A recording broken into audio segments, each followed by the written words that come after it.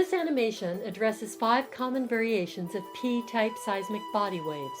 All are compressive waves that travel through the mantle in all directions away from the epicenter of an earthquake. The additional letters refer to travel in the mantle and outer and inner core. P waves travel a simple curved path through Earth's mantle, refracting along layers at depth and return to the surface at about the angle that they left the epicenter. P waves arrive at seismograph stations up to 103 degrees from the epicenter. Seismometers farther than that will record changes from other waves as the wave encounters the crust and boundaries between the mantle, outer, and inner core. The first variation of the P wave we address is the PP wave that travels only through the mantle, but the PP wave is bounced once off the Earth's surface between the epicenter and the recording seismometer. PP waves can be seen at recording seismometers any distance from the epicenter. Again, it is a simple P wave that is reflected off the surface of the Earth at the angle that it arrived. PKP describes the path of the P wave that refracts across the mantle outer core boundary. It travels more slowly through the liquid outer core than through the solid mantle. It speeds up again and continues to travel through the mantle to the seismic station. PKP waves can be recorded at seismometers farther than 140 degrees from the epicenter of the earthquake. This is due to the velocity contrast between the mantle and outer core, with refraction controlling the possible angles the ray will take as it travels through the Earth.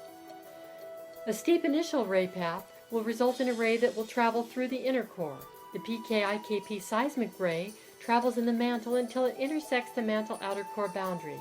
Seismic energy is refracted across that boundary, slows in a liquid, and aims at the solid inner core, where it speeds up again, then refracts and slows down again through the outer core before its last leg to the mantle.